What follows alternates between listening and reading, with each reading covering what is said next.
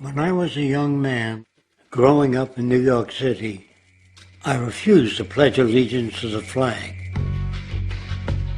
Of course, I was sent to the principal's office, and he asked me, "Why don't you want to pledge allegiance? Everybody does." I said, "Everybody once believed the earth was flat, but that doesn't make it so." I explained that America owed everything it has to other cultures and other nations, and that I would rather pledge allegiance to the earth and everyone on it. Needless to say, it wasn't long before I left school entirely, and I set up a lab in my bedroom. There I began to learn about science and nature. I realized then that the universe is governed by laws, and that the human being, along with society itself, was not exempt from these laws. Then came the crash of 1929, which began what we now call the Great Depression.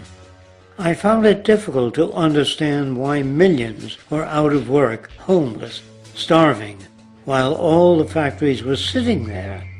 The resources were unchanged. It was then that I realized that the rules of the economic game were inherently invalid.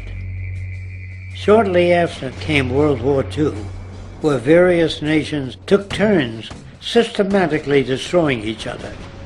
I later calculated that all the destruction and wasted resources spent on that war could have easily provided for every human need on the planet.